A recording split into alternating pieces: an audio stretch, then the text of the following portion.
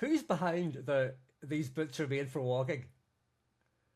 We had a manager named Jay Jones, and I think it was his idea that we record that. And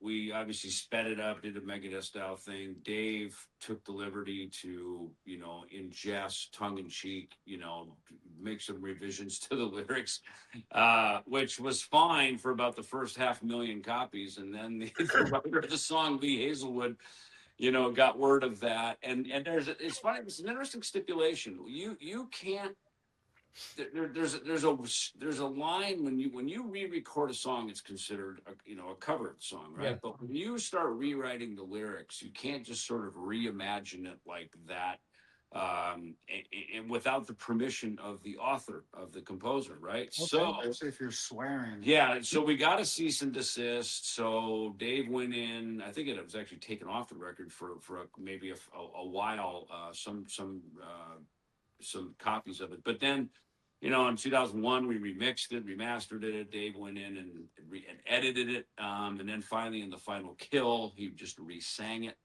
so that it was the proper lyrics. And, funny thing is, I just was with the Sex Pistols last month over here in Cologne, Germany.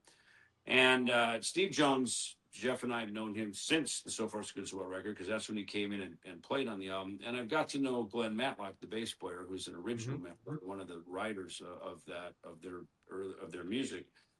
And I took it. I told him right as I was leaving. I said, "Hey, by the way, when we covered Anarchy in the UK, I know the lyrics aren't right.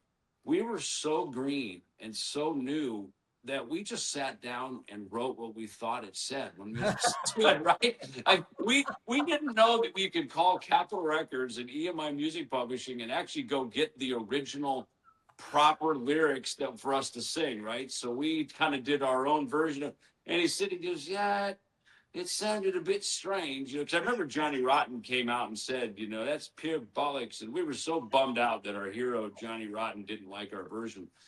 So, anyway, things you learn in the business as you go along. But you play that live in Kings of Thrash as well, don't you? We do, yeah. Yeah. This particular tour, it's kind of back to the start, if you will. When we launched the band, we went out, we played So Far So Good So What and Killing Is My Business, because those were kind of the two gems, the two really hidden gems of the Megadeth catalog, yet they were super inspirational to so many people, so many fans, or some of our peers, our younger peers who love those records. Um, that we decided on this tour, let's come back over here, do So Far So Good So What. And it's interesting that we're going to go into the topic here of Belfast and this stuff, because this is where me and Jeff's journey started, was in the UK. We came over in December of 1987 to play the Leeds, that festival in Leeds. It's where we filmed Christmas on Earth. Christmas on Earth. It's where we filmed the footage for the Anarchy in the UK video, was at that show. And then we played our last show together, as Megadeth members in 1988 at Castle Donington, Oh wow, in what a place August to of do it. 1988. Yeah, so in a weird way, we started there, we ended there, and then our lives took separate paths for a few decades, and here we are back to kind of revisit the path again.